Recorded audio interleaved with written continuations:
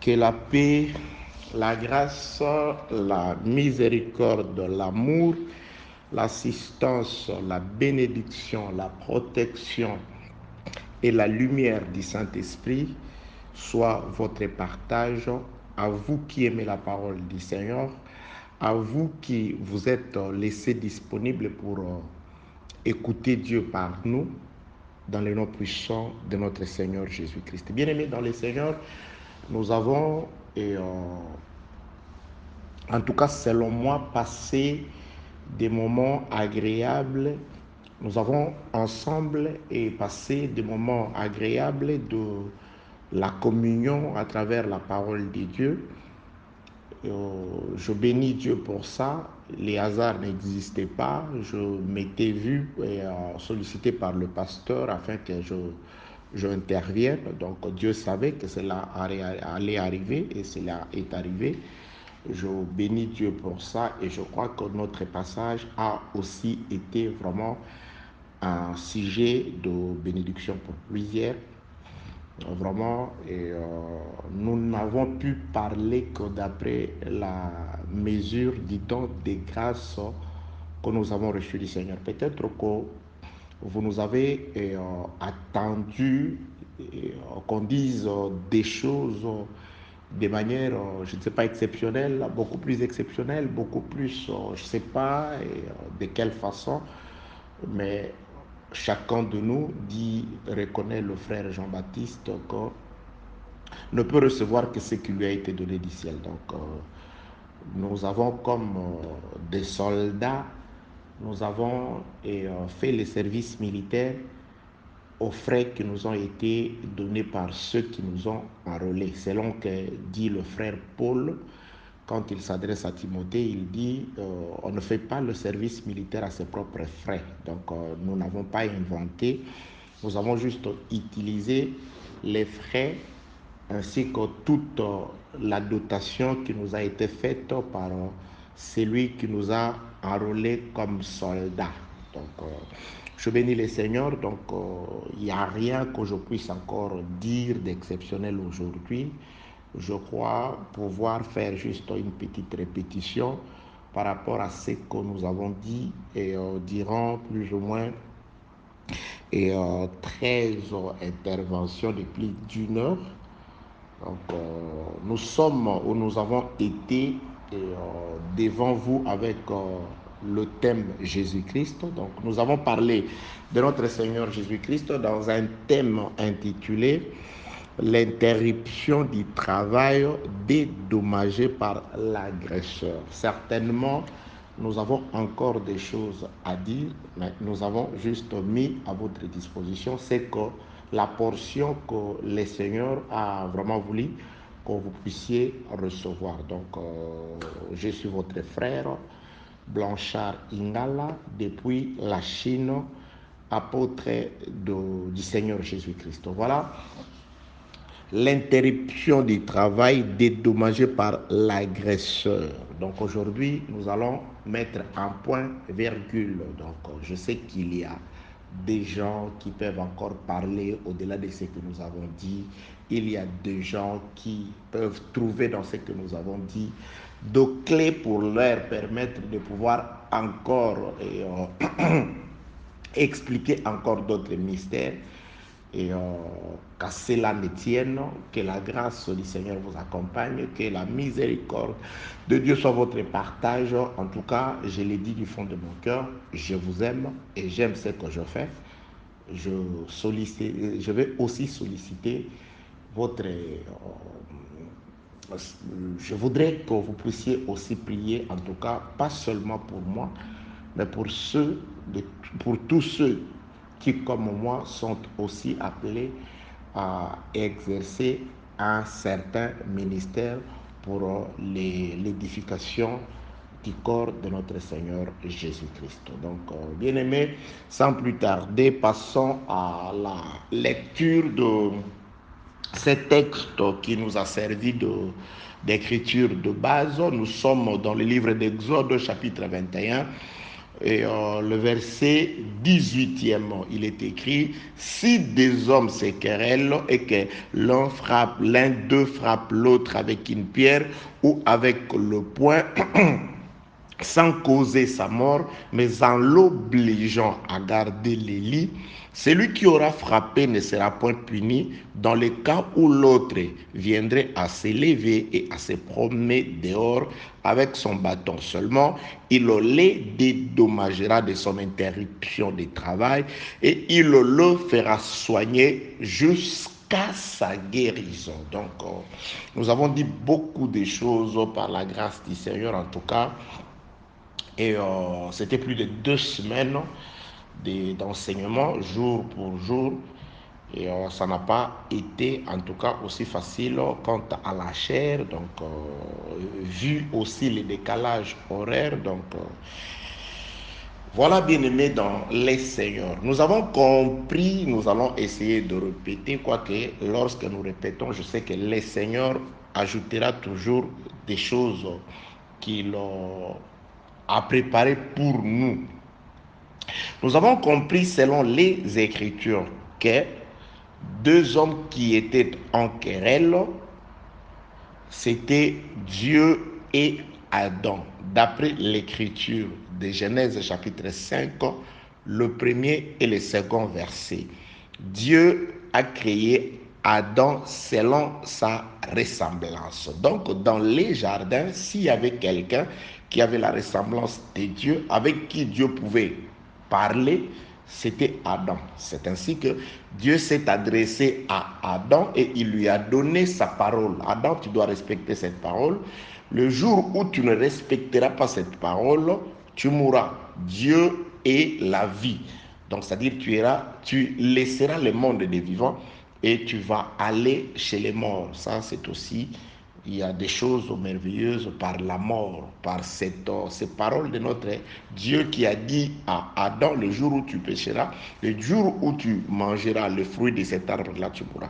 Que la paix, la grâce et la miséricorde de notre Dieu soient avec vous. Donc, nous avons compris dans les explications basées sur les Écritures que l'homme ayant désobéi à la loi de Dieu, à la parole que Dieu lui avait donnée, il s'est créé une querelle, une digue.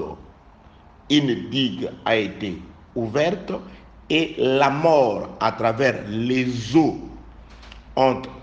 sont entrées et Adam s'est retrouvé englouti sous les eaux. Nous avons expliqué que la période de querelle qui est partie depuis la transgression, et cette période a pris fin à la croix où l'un a agressé l'autre. L'un des deux a agressé l'autre. Dans les Écritures, nous avons vu que Salomon, dans les Proverbes, il nous dit que châtie ton fils, il accordera du repos à ton âme. Donc, il fallait que l'un châtie son fils. Et dans les Écritures, nous avons vu que Adam était aussi appelé dans les Écritures fils de Dieu. Donc, il était un fils de Dieu. Il fallait que Dieu puisse châtier Adam. Donc, à la croix, c'était Dieu cherchant le repos, cherchant la fin des querelles, il a châtié Adam.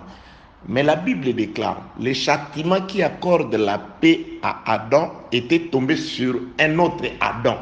Celui qui avait péché, c'était le premier Adam, mais celui qui vient prendre la place du premier Adam, c'est le second Adam. Donc, Jésus-Christ est l'Adam qui va souffrir à la place d'Adam.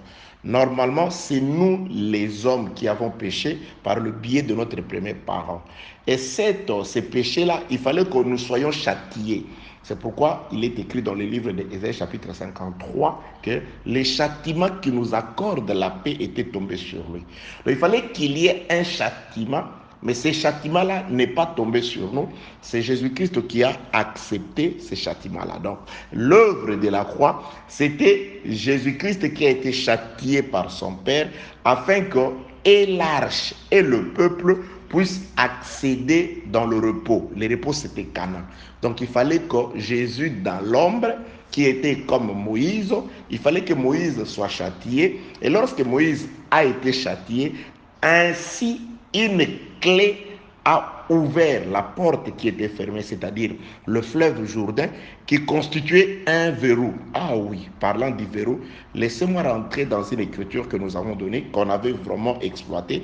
Et je voudrais aussi parler de ça aujourd'hui. Que la paix, la grâce et la miséricorde de Dieu soient avec vous.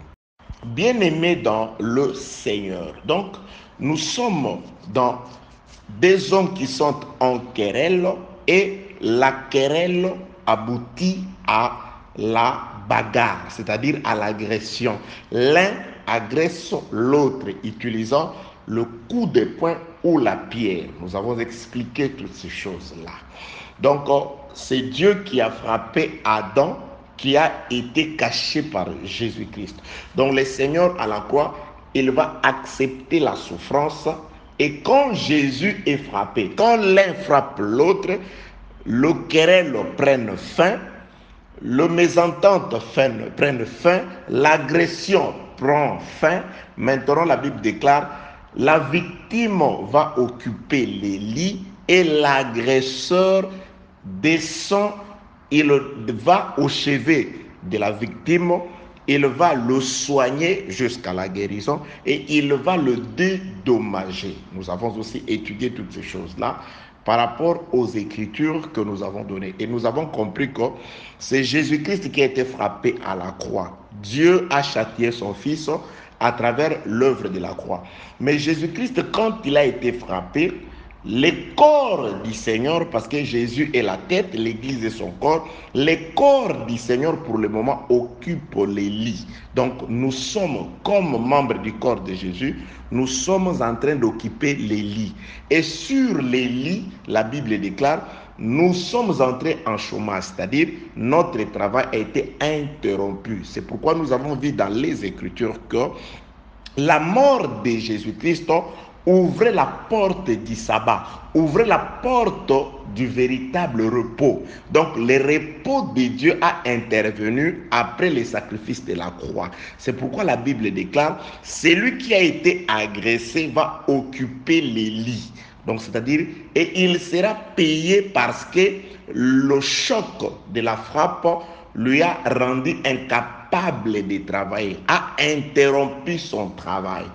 Et le frère qui a écrit la lettre aux Hébreux, Hébreux chapitre 4 à partir du premier verset, c'est là où il explique le vrai repos. Il dit, le vrai repos consiste à se reposer de ses œuvres. C'est pourquoi nous avons dit, celui qui subit l'impact de la mort de Jésus-Christ à la croix est celui dont la mort l'introduit premièrement dans les lits et le rend incapable de travailler. L'introduit dans le véritable sabbat, dans le véritable repos de Dieu. Le frère qui a écrit la lettre aux Hébreux dit, de même que Dieu s'était reposé de ses œuvres les jours du sabbat, il nous a aussi appelés, nous qui avons cru à Dieu par Jésus-Christ, à nous reposer aussi de nos œuvres. C'est pourquoi celui dont l'impact ou le travail de la croix se manifeste dans sa vie, c'est une personne chez laquelle toutes les choses anciennes sont passées et voici toutes choses sont devenues nouvelles. Il devient ou la personne devient une nouvelle créature. Que la paix, la grâce et la miséricorde de Dieu soient avec vous. Nous avons dit ceci, bien-aimés dans le Seigneur, que la frappe, lorsqu'on frappe, la Bible déclare, châtie ton fils et il accordera du repos. Donc, c'est-à-dire, les châtiments du fils par son père ouvre la porte du repos. C'est-à-dire, avant que le fils ne soit châtié, c'était les 6 premiers jours, les jours de travail. L'homme travaillait, l'homme n'avait pas le repos, l'homme était esclave, l'homme était continuellement dans le travail. Mais il fallait que l'homme soit frappé, Jésus-Christ ayant été frappé à Golgotha, maintenant la porte fermée du repos a été ouverte. Quand est-ce que la porte a été fermée?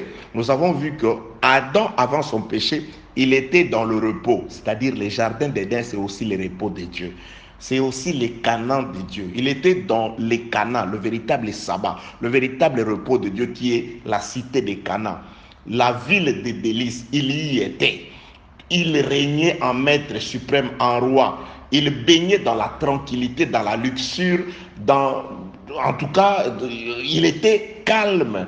Il était roi. Il ne connaissait ni la mort, il ne connaissait ni la souffrance, ni la famine. Il était à l'aise, calme et tranquille. Mais quand il a péché, on l'a retiré du repos. Il a été chassé du repos, des Canaan. On l'a chassé du repos. Et maintenant, il a passé beaucoup de temps en dehors du repos, en dehors de la terre promise, en dehors des Canaan. Il faut que Adam puisse regagner Canaan. Parce que je l'avais dit au départ, n'oubliez pas que si Dieu vous donne quelque chose, quel que soit ce qui va arriver, vous parviendrez à récupérer cette chose-là. J'ai dit si Dieu vous a donné. C'est pourquoi la Bible déclare, Dieu avait créé, lorsqu'il a formé Adam et qu'il a soufflé, il est allé planter un jardin pour Adam. Donc Canaan ayant été préparé pour Adam, c'est pourquoi Dieu est allé prendre Adam pour l'amener là-bas. Et quand il a chassé Adam, tellement que Dieu avait préparé Canaan pour Adam, Dieu doit chercher Adam pour le ramener dans les jardins qu'il avait préparés pour vous. C'est pourquoi même le frère Paul dit que les bonnes œuvres ont été préparées pour nous, afin que nous les pratiquions. C'est pourquoi un enfant de Dieu, quelle que soit la vie qu'il avait menée avant, lorsqu'il va rencontrer la parole de Dieu, l'évangile de la croix, cet homme-là, il va récupérer ce qui a été préparé pour lui, c'est-à-dire les bonnes œuvres. Automatiquement, il aura par la parole une conscience lavée. Il aura par la parole un cœur purifié. Il aura par la parole une vie nouvelle. Donc, il s'inquiétera alors de commencer à servir le Seigneur. Il va comprendre que autrefois, je marchais par moi-même, je raisonnais par moi-même, je réfléchissais par moi-même, mais à ce jour, je dois être comme Adam dans les jardins. Avant de manger quoi que ce soit, je dois faire référence, chercher la référence par rapport à ce que Dieu a dit. Est-ce que ça je peux manger? Est-ce que ça je peux faire? Est-ce que ça je ne peux pas faire? Que la paix, la grâce et la miséricorde de Dieu soient avec vous. Prenons la version d'Arby ou Semeur. Donc je prends Semeur, voilà, tellement qu'on ne l'a pas lu beaucoup aujourd'hui. Et pendant cet enseignement, je prends la version Semeur. Je veux aller dans le livre de Proverbes chapitre 18, le verset 19e. Je prends la version Semeur. Attendez, voilà. Proverbe, écoutez ce que Semeur, comment il fait sa traduction, Semeur. Je suis dans le livre de Proverbes, chapitre 18, le verset 19e. Il est écrit, écoutez ce que la Bible dit, dans la version Semeur. Un frère que l'on a offensé est plus inaccessible qu'une ville fortifiée, et des dissensions ou des querelles sont plus tenaces que des verrous d'un château. Je vais m'expliquer. Pour tous ceux qui nous avaient déjà expliqué, ont déjà une idée sur ce passage des Écritures. Un frère qu'on a offensé devient plus inaccessible qu'une ville fortifiée. Vous voyez, il y a des villes qui sont fortifiées, c'est-à-dire cette ville-là, il y a des contours des militaires, il y a tout a été fait de manière à fortifier la ville.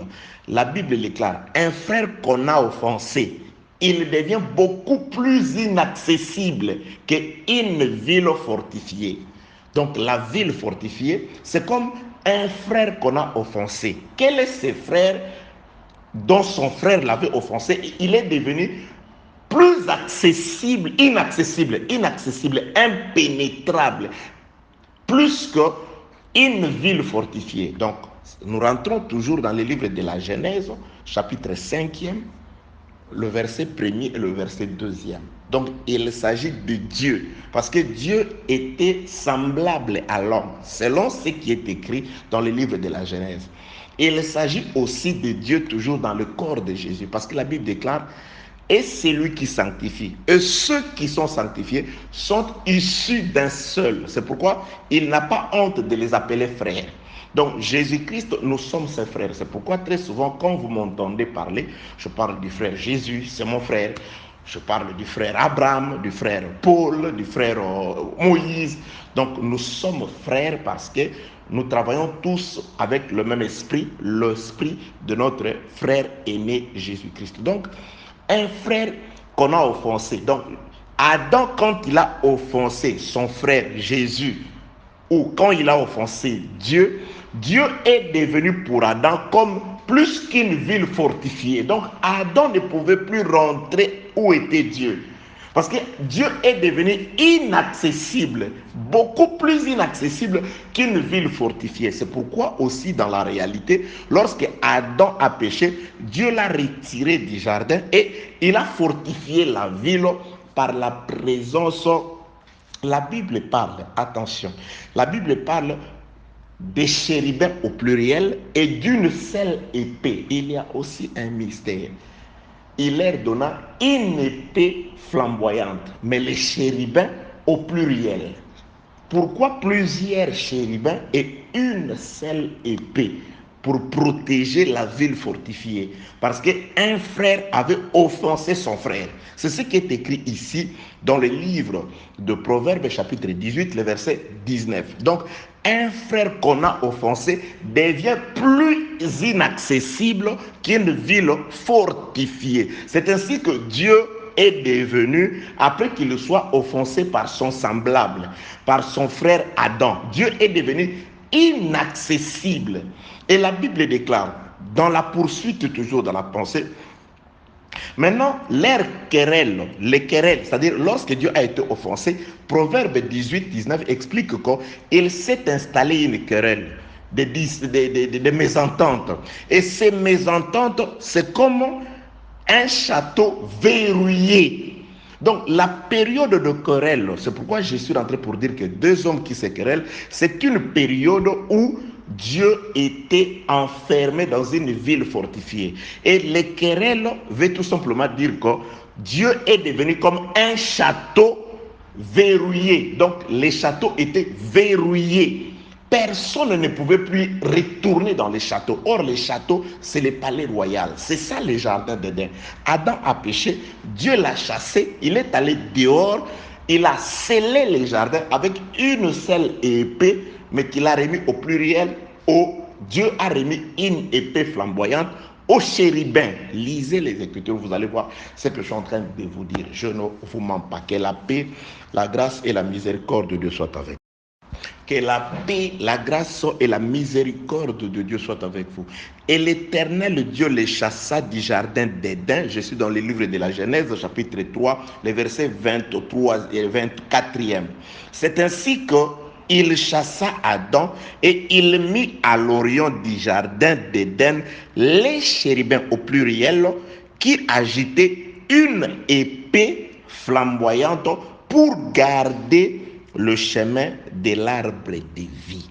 Donc, des chérubins au pluriel, plusieurs chérubins, une porte, plusieurs chérubins, mais avec une seule épée. Mais comment travaillait-il? En tour de rôle, comment? Ça, c'est la parole de votre Seigneur, c'est votre Dieu. Ben, je vous paraphrase tout simplement. Vous savez, nous avons le P de l'ancienne alliance et le P de la nouvelle alliance. Donc l'épée de l'ancienne alliance, c'était une épée qui gardait, qui empêchait l'homme. C'est ça le verrou, c'est ça la ville fortifiée. Ça empêchait l'homme d'entrer. Et cette épée qui a été utilisée tous les temps avant la mort de notre Seigneur Jésus-Christ, cette épée-là s'appelle la loi. La loi, c'était une loi, une parole, la seule loi. Mais ça a été touché par plusieurs chérubins. Dieu changeait de chérubin. Moïse était un chérubin avec la loi. Quand Moïse est passé, il y a eu un autre gardien est venu. C'est-à-dire la loi, les prophètes et les psaumes, tous les acteurs qui constituent la loi, les psaumes et le prophète, tous les acteurs, il n'avait qu'une seule épée, c'était la loi de Dieu. Et cette loi-là, c'était comme un voile, c'était comme un verrou qui empêchait Adam de retourner. Parce qu'il était impossible d'être justifié par la loi. Que la paix, la grâce et la miséricorde de Dieu soient avec vous. C'est pourquoi ici, on parle de plusieurs chérubins, mais une seule épée, c'était l'épée qui protégeait. C'était l'OP, la loi empêchait. La loi rendait impossible la justification et la sanctification. Que la paix, la grâce et la nouvelle, la miséricorde de Dieu soient avec vous. Et dans la nouvelle alliance, nous n'avons pas non plus deux épées. Nous n'avons qu'une seule épée. Et cette épée-là, c'est lui qui l'a, c'est Christ. C'est comme du temps de Gédéon. Il disait à l'épée de l'Éternel et à l'épée de Gédéon. Eux, ceux qui combattaient les 300 personnes, ils n'avaient pas d'épée. Ils avaient que des calebasses, des cruches et des lampes. L'épée, c'était l'épée de Gédéon. Donc, David aussi, quand il fouillait Saoul et qu'il est allé à Nob où il y avait la tente d'assignation, on ne lui a pas donné deux épées, une seule épée, l'épée de Goliath. C'est David qui a reçu l'épée et ils sont allés avec l'épée qu'avait David. Donc dans la grâce, c'est une seule parole. C'est pourquoi nous avons différentes grâces, mais nous ne parlons que de la même chose. Donc, c'est l'explication qui peut différer. Les grâces qui peuvent être différentes, mais nous disons que la même chose. L'évangile du salut, la parole de la vérité. Donc, cet évangile qui vous ramène à Christ. Mais dans l'ancienne alliance, c'était la loi. Dans la loi, les prophètes et les psaumes, il y avait beaucoup d'acteurs. Et tous ces acteurs, ils avaient pour épée, pour empêcher l'homme, pour empêcher la justification, c'était la loi. Que la paix, la grâce et la miséricorde de Dieu soient avec vous. Donc, nous sommes dans le livre. Laissez-moi rentrer dans la lecture maintenant. Je suis toujours dans le livre des Proverbes, chapitre 18. Attendez, je repars dans le livre des Proverbes. Proverbes, chapitre 18. Le 19e verset. Des frères sont plus intraitables ou inaccessibles. Des frères, attendez, ça c'est la version Louis II. Attendez, je vais chercher la version Darby. La version Darby. Je prends la version Darby. Proverbe, t'es où? Ok, tu es là. Proverbe, chapitre 18. Ok. Le verset 19. Le frère offensé, un frère offensé est plus difficile à gagner qu'une ville forte. Et les querelles sont comme les verrous, ici on parle au pluriel, les verrous d'un palais. Donc les palais, le querelle rendent les palais verrouillés. Un frère offensé devient plus difficile à gagner ou plus inaccessible qu'une ville fortifiée. Lorsque Adam a offensé Dieu, il a offensé Jésus-Christ, son frère. Donc Jésus est devenu inaccessible, difficile à gagner. Un cœur qu'aucune femme ne pouvait plus gagner parce qu'il est l'homme. Aucune femme sur la terre ne pouvait plus gagner ces cœurs-là parce qu'il avait conservé son cœur, il l'a caché, il l'a gardé, il a gardé son cœur. Il a protégé les secrets de son cœur. Il est devenu inaccessible. C'était une ville fortifiée. Il y avait de chérubins avec une épée flamboyante qui faisait peur. C'est pourquoi le frère qui a écrit la lettre aux Hébreux, il dit, nous étions tous enfermés par crainte de la mort. Nous avions peur d'aller dehors. C'est pourquoi il est écrit dans le livre des Proverbes, les paresseux dit, il y a un lion dehors, il y a un lion sur la rue, je ne partirai pas, je serai tué. Nous avions tous peur parce qu'il y avait les lions dehors. Personne ne sortait. Le frère qui a écrit la lettre aux Hébreux dit, nous étions tous enfermés comme dans une maison. Personne n'osait faire sortir sa tête par crainte de la mort. Nous craignions tous la mort. C'est ce que je vous avais aussi dit. Les enfants d'Israël, après avoir vu ou vécu l'expérience époustouflante de cette montagne qui était en feu, commencent à brûler. Non. Par crainte de la mort, il dit, non Moïse, nous n'irons plus là-bas. Nous craignons de mourir. Toi, tu vas aller. C'est-à-dire, Moïse, toi, tu ne peux pas avoir peur de la mort. Tu vas affronter la mort et tu vas aller écouter Dieu et tu vas ramener. Donc, ils ont désigné l'homme courageux de l'ancienne alliance, c'était Moïse. C'est pourquoi Moïse, partant, ayant été vaincu par cette mort, il leur promet un autre homme courageux. Il dit, selon votre demande, de trouver un homme courageux, voilà, Dieu vous suscitera un homme courageux d'entre vos frères. Vous écouterez cet homme-là. Et Jésus-Christ, quand il est venu, c'est lui l'homme courageux qui est allé, il a affronté la mort et il est revenu aujourd'hui comme le Saint-Esprit avec ces paroles-là. Mais dans l'Ancienne Alliance, il disait ce que dit Proverbe. Il y a un lion dehors, il y a un lion à la rue. Je serai tué. Donc les hommes avaient peur. C'est ce qui est aussi arrivé du temps de Goliath. Goliath parlait et les enfants d'Israël voyaient la mort. Ils s'enfuyaient tous, même Saoul tremblait. Du roi à tous les soldats pendant 40 jours, les hommes craignaient Saoul comme les lions qui étaient dehors. Personne n'osait sortir. Personne n'osait aller affronter ces lions-là. Jusqu'à ce que David vienne et qu'il aille affronter les lions. Qu'il aille affronter la mort qui faisait trembler tous les territoires d'Israël. Que la paix, la grâce et la miséricorde de Dieu soient avec vous. Donc, l'écriture de base dit que des hommes sont en querelle, l'un frappe l'autre. Donc, avant que l'on frappe l'autre, nous avons dit c'est la frappe qui vient ouvrir la porte du repos. C'est pourquoi nous avons dit ceci. Avant la querelle, l'homme était dans le repos. Le querelle, la Bible déclare, a fait que la maison est devenue comme un palais verrouillé. Donc, l'œuvre de la croix, l'objectif, c'est de déverrouiller les palais. C'est de pouvoir vaincre les chérubins de manière à ce qu'on puisse retourner. Adam doit retourner dans le palais. Que la paix, la grâce et la miséricorde de Dieu soient avec vous. Donc ici, l'œuvre de la croix, on cherchait la clé. Parce qu'il est écrit dans le livre de Proverbes, chapitre 18, verset 19. Je suis dans la version Darby. Un frère offensé est plus difficile à gagner qu'une ville forte. Dieu, lorsqu'il a été offensé par Adam dans le jardin, Dieu est devenu difficile à gagner, inaccessible comme une ville fortifiée. Donc on compare Dieu à une ville plus qu'une ville d'ailleurs fortifiée. Personne ne pouvait y aller. Personne ne pouvait accéder. Pourquoi? Parce qu'on l'avait offensé. Donc quand Dieu gardait le souvenir du péché, il restait une ville plus que fortifiée. Personne ne pouvait toucher au cœur de Dieu. Personne ne pouvait encore rentrer dans les jardins. Que la paix, la grâce, la miséricorde et l'amour de Dieu soient avec vous.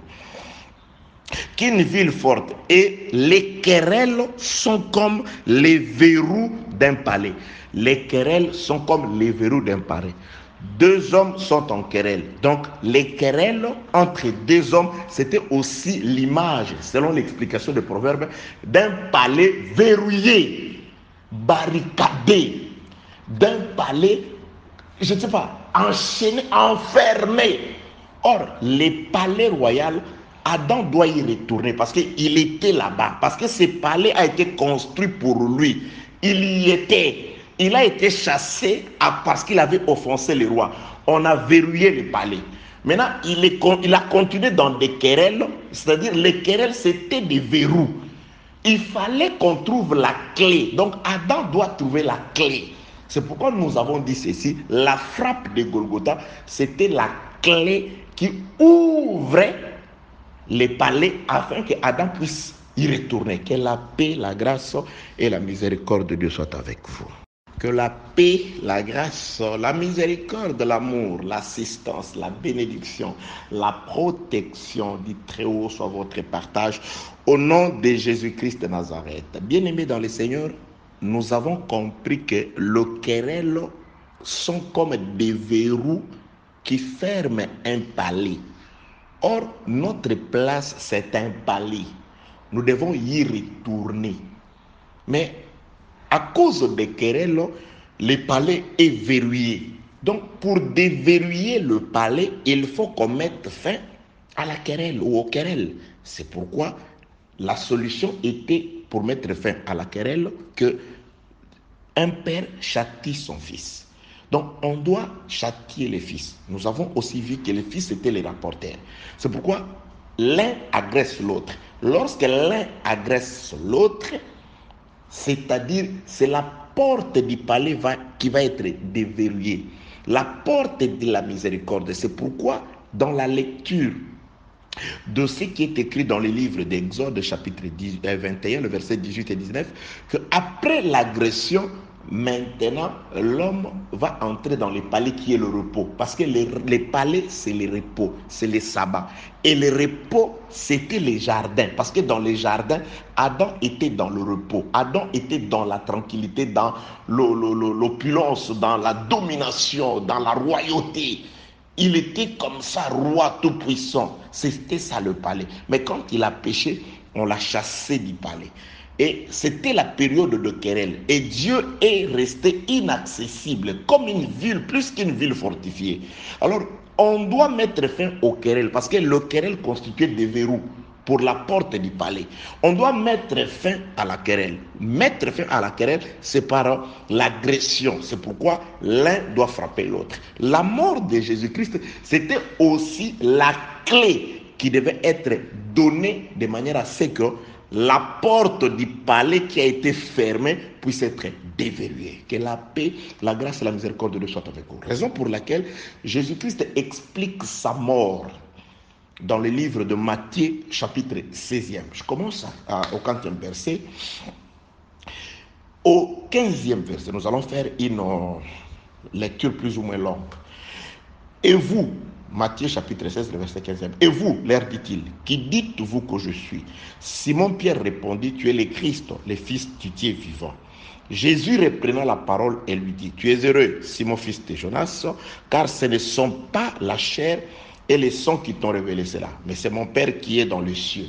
Et moi, je te dis que tu es Pierre, et sur cette pierre, je bâtirai mon église, et que le porte de séjour des morts ne prévaudront point contre elle. Je te donnerai, maintenant, Jésus-Christ parle de quelque chose qui nous intéresse. Je te donnerai les clés du royaume des cieux. J'aime ça. À Pierre, c'est pourquoi aussi il y a des illustrations où on parle du pape, on montre le pape avec une clé, c'est la clé que Pierre lui a laissée. Ok. Nous savons que ce n'est pas ça déjà. Ça, c'est facile à comprendre que ce n'est pas ça. Il se trompe juste. Matthieu chapitre 16, le verset 19. Je te donnerai les clés du royaume des cieux. Ce que tu lieras sur la terre sera lié dans les cieux. Suivez très bien la lecture. Il y a des petites précisions ici qui sont chirurgicales. Attention.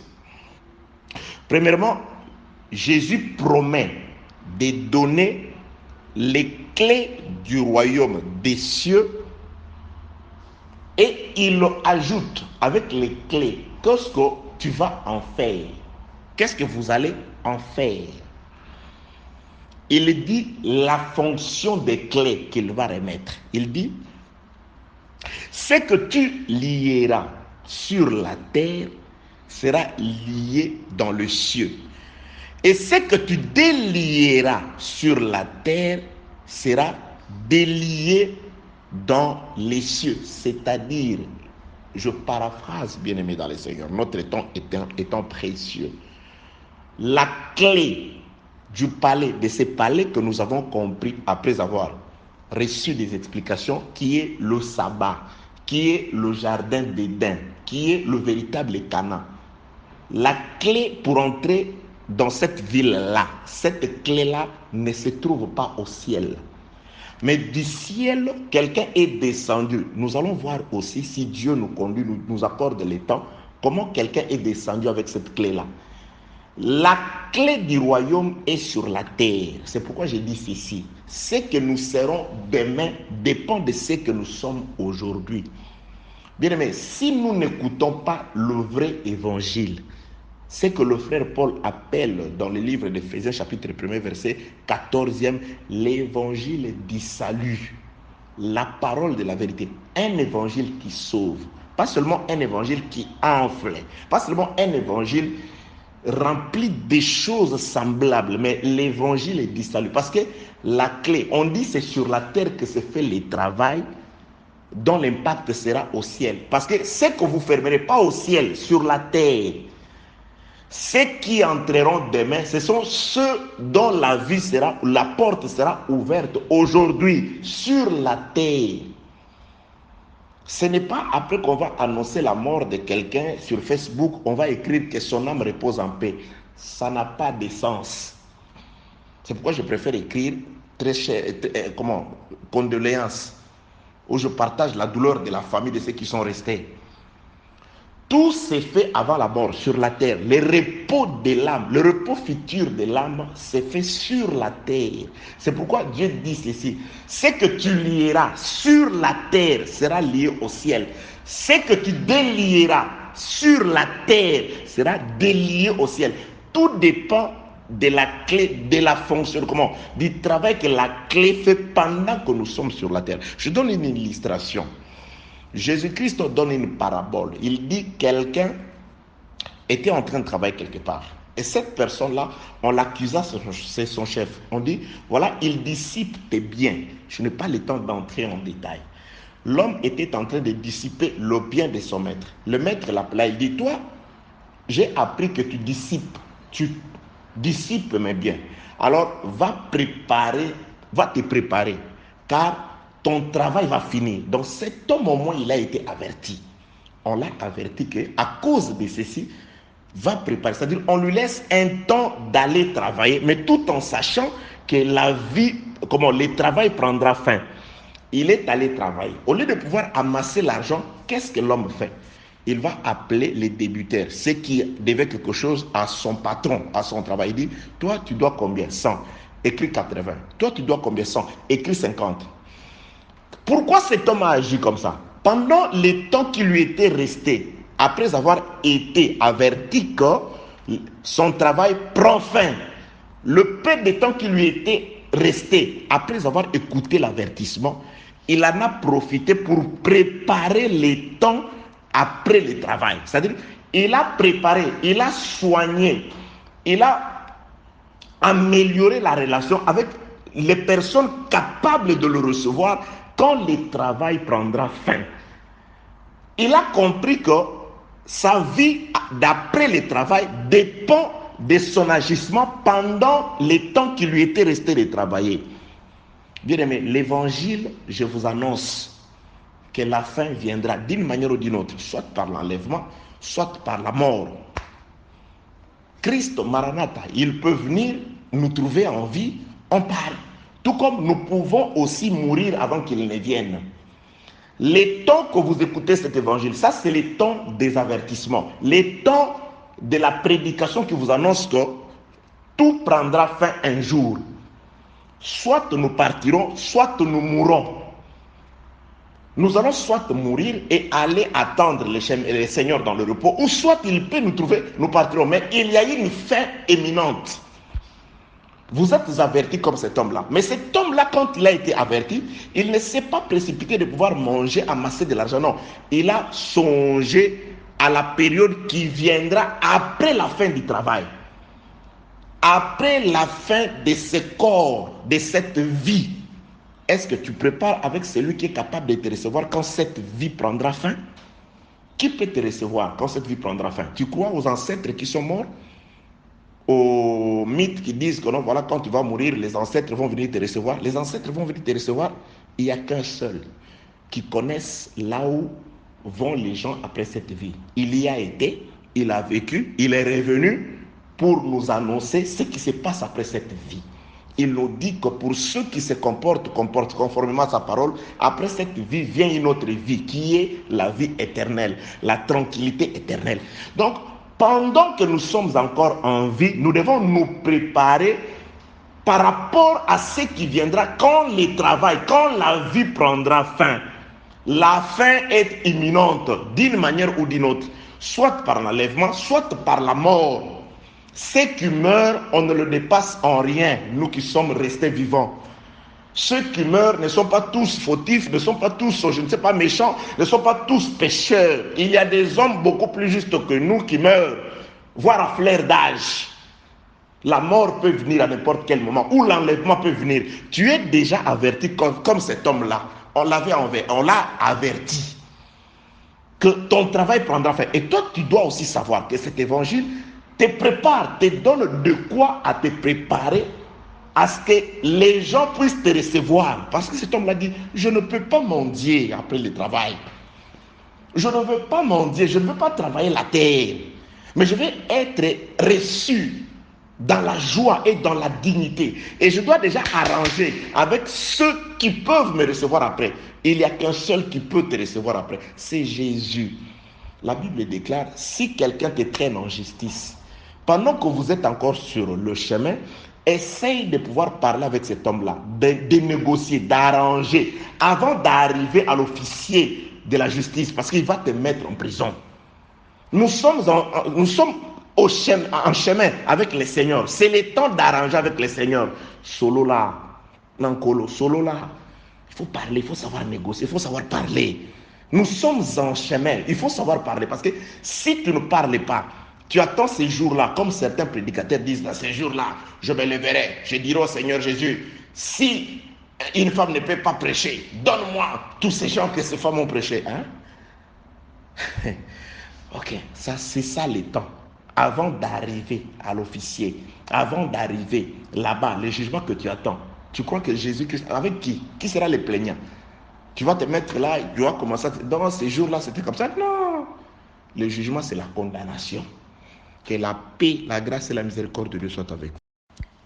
Très chers compatriotes célestes, je nous dis ces choses par rapport aux conséquences des querelles.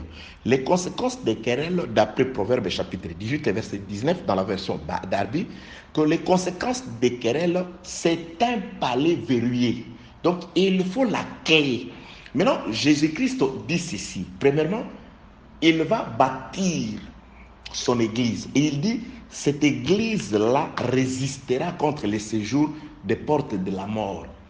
C'est une église invincible. Et il dit, quand il parle de l'église, il dit, voilà, dans cette église-là, à toi, là il désigne Pierre. Nous allons aussi voir qui est ce Pierre-là. Il désigne Pierre, je vous dis d'emblée, c'est le ministère.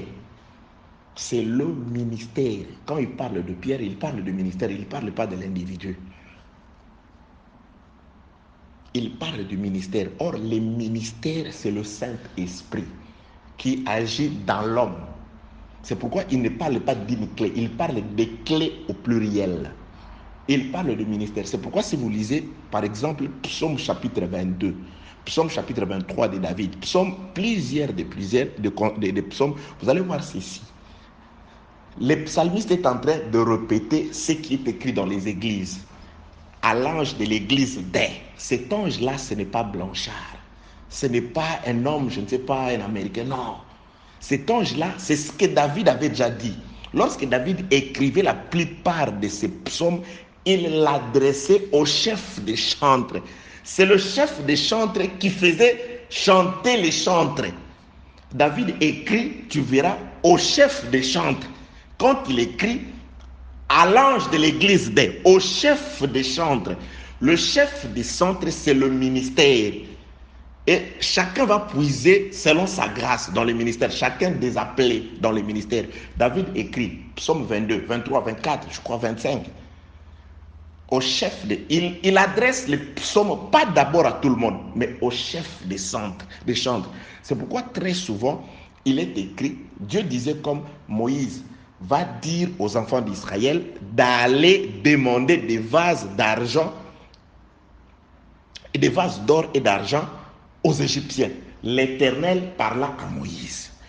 Je te parle, je mets ma parole en toi, Moïse, et toi, dis aux enfants d'Israël d'aller récupérer les vases d'or et d'argent qui sont prisonniers chez les Égyptiens. C'était le jour où l'agneau était mort. Donc là, l'Éternel, c'est l'Éternel. Moïse, c'est Christ. Et maintenant, il dit, Christ, chef des chantres, parle aux enfants d'Israël. Là, les enfants d'Israël qui vont libérer les vases d'or et d'argent. Les enfants d'Israël, c'est l'œuvre du ministère. C'est l'œuvre du ministère qui doit récupérer les vases d'or et d'argent. Paul dit à Timothée, les vases d'or et d'argent, c'est des hommes qui se conservent purs. C'est nous qui étions esclaves chez les Égyptiens. Car le jour où l'agneau est mort, Israël doit sortir, mais amenant aussi les vases d'or et d'argent qui étaient captifs dans les maisons des Égyptiens. Mais écoutez l'ordre. L'Éternel dit à Moïse, dit aux enfants d'Israël de faire sortir. Là, les enfants d'Israël, c'est l'œuvre du ministère qui doivent parler leur parole. Parce que les enfants d'Israël, ils ont juste parlé aux Égyptiens. Donnez-nous des vases d'or. Ils obtempèrent. Parce que Dieu avait mis la parole dans Moïse. Moïse l'a mis aux enfants d'Israël. Et les enfants d'Israël s'adressèrent au monde, aux Égyptiens. Et les Égyptiens libèrent les vases. C'est les paroles que je vous dis. Je suis en train plutôt de vous prêcher. C'est des paroles de Dieu par Jésus-Christ, qui est le médiateur. Il a donné les paroles au ministère. Et maintenant, le ministère s'adresse au monde. Je prêche par la puissance de l'évangile. Le monde est en train nous sommes en train, par la puissance de l'évangile, de récupérer les hommes qui étaient captifs du péché, captifs du monde. Que la paix, la grâce et la miséricorde de soient avec vous. David écrit les psaumes au chef des chantres. Maintenant, le chef des chantres enseigne les psaumes aux chantres au pluriel. On écrit à l'église, à l'ange de l'église. C'est ça le chef des chantres. Que la paix, la grâce et la miséricorde de Dieu soient avec vous. C'est Dieu qui ordonne au Saint-Esprit et le Saint-Esprit met dans le ministre, à chacun selon les dons, selon ses capacités, les paroles qu'il doit dire afin de pouvoir récupérer les captifs du péché, les captifs du monde, les captifs de la mondanité, les captifs dans la boue et consorts. Car nous devons vous faire sortir de l'Égypte et vous amener dans le pays du repos. Que la paix, la grâce et la miséricorde de Dieu soient avec vous. Parce que ces vases-là doivent être utilisés au désert pour la construction du sanctuaire. Que la paix de Dieu soit avec vous. Je parle de la clé. Maintenant, Jésus-Christ, il prend la clé. La clé, il dit, maintenant sur la terre, le palais est au ciel. Mais celui dont vous fermerez ici, si on ferme sur la terre, c'est pourquoi j'ai insisté. Ça, c'est le temps où la clé est sur la terre, à travers l'évangile. Et cet évangile-là, c'est de l'évangile que vous écoutez. C'est la façon dont l'évangile vous transforme pendant que nous sommes sur la route. Avant d'arriver devant le tribunal, nous arrangeons par l'évangile. Ah non, non, non. Non, Seigneur, ne nous conduis pas là-bas. Non, nous sommes sur la route. Parce que le temps de la grâce, c'est le temps de la marche avec le Seigneur. Nous avons péché depuis le premier parent, depuis Adam. Nous sommes en train de marcher. Et sur la route, nous devons arranger. Nous devons collaborer. Nous devons accepter nos torts. Ok, il n'y a pas de souci. Non, non, non, je vais payer. Non, non, non, je vais obtempérer maintenant. Non, il n'y a pas. Qu'on n'arrive pas là-bas. Non, non, non, il n'y a pas de souci. Non, il n'y a pas de souci. C'est exactement ce qui est écrit. Ok, que la paix, la grâce et la miséricorde de Dieu soient avec vous. Donc, je dis ceci. Le travail se fait sur la terre parce que Dieu insiste. Je suis dans le livre de Matthieu chapitre 16. Et le verset 19. Je te donnerai les clés du royaume des cieux. Ce que tu feras, ce que tu lieras sur la terre sera lié dans les cieux.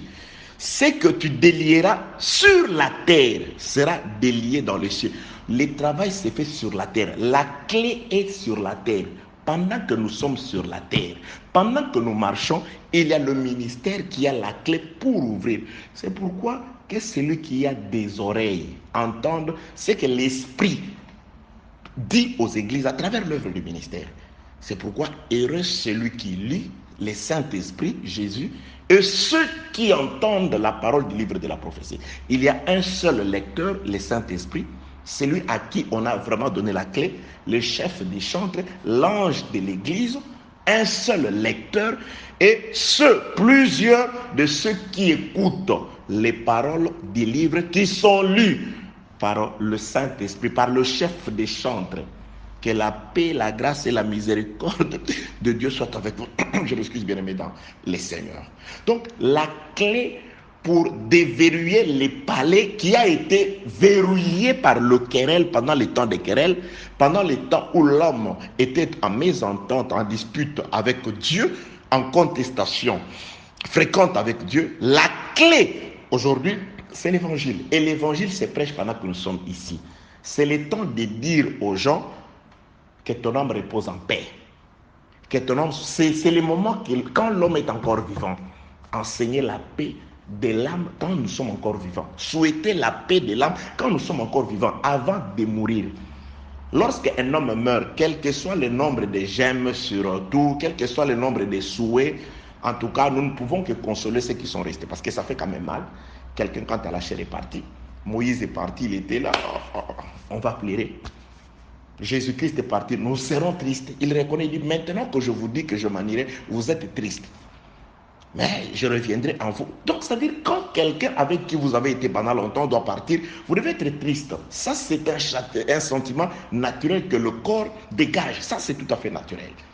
Mais pour dire à cette personne-là que la paix de ton âme repose en paix, je ne sais pas, peace, ça, c'est le propre de Dieu. Que la paix, la grâce et la miséricorde de Dieu soient avec vous. Bien aimé dans le Seigneur. Voilà, la clé était au ciel. Maintenant, du ciel, la clé, c'est Jésus-Christ. Il est descendu. Et Jésus-Christ dit à Pierre, j'ai expliqué, Pierre là-bas, c'est le chef des chantres. Pierre ici, c'est celui à qui doit dire aux enfants d'Israël de dire aux Égyptiens de libérer les vases d'or et les vases d'argent qu'ils retiennent captifs dans leur maison. Donc, il ne s'agit pas de Pierre homme, mais il s'agit de Pierre comme l'esprit. Quoique le Pierre homme était le premier par qui cette clé a fonctionné pour la première fois le jour de la Pentecôte. C'est pourquoi il dit, vous savez que c'est par moi que le Seigneur a annoncé pour la première fois l'évangile. Et Pierre il a parlé à ceux qui étaient devant lui, aux Juifs, et il a aussi été le premier à annoncer l'évangile chez les païens, parce qu'il a annoncé l'évangile déjà dans la maison de Corneille. Il a même eu à être justifié parce que Corneille était un païen. C'est par Pierre, l'homme de Pierre, ministre. Mais les promesses de sur toi je bâtirai, là ce n'est pas l'homme Pierre. L'homme Pierre, ministre, en avait aussi profité, comme les Jean, le Jacques, le Pierre, le Paul plutôt plus tard en avaient aussi profité. Que la paix, la grâce et la miséricorde de Dieu soient avec vous. Je dis ceci. Deux hommes sont en querelle, l'un frappe l'autre utilisant soit le coup de poing ou le bâton, il les conduit au lit, vous voyez, au lit, et il devient son médecin, il va le soigner jusqu'à sa guérison. Et Jésus-Christ se définit comme le médecin. Il dit, le médecin ne vient pas pour chercher ceux qui se portent bien, mais il vient pour ceux qui sont malades. Là, il parle de la maladie, du péché comme de la maladie. Et la guérison qu'il nous donne, c'est par l'enseignement. Et la Bible déclare, Jésus-Christ, il le soignera. Plutôt cet homme-là, il le soignera, il soignera sa victime jusqu'à sa guérison. Lui, second dit, il le fera soigner jusqu'à sa guérison. Darby dit, il le guérira jusqu'à sa guérison. Donc, c'est Jésus qui nous fait soigner par l'œuvre du ministère. C'est ce que j'ai dit. Il le fera soigner. Mais il est là comme le médecin. Il met tout à la disposition du ministère afin que le ministère puisse prendre soin de celui qui a été frappé par Dieu à la croix. Le corps de celui qui a été frappé par Dieu. Aujourd'hui, par l'enseignement, nous sommes en train de vous soigner. Et quand nous soignons les corps, c'est aussi la porte verrouillée du palais qui est en train d'être ouverte petit à petit. Parce qu'il y a plusieurs clés. On ouvre ici, on ouvre, jusqu'à ce que le dernier ou la dernière brebis entrera. C'est alors que cet homme-là sera totalement soigné. C'est ainsi que celui qui avait frappé sera quitte.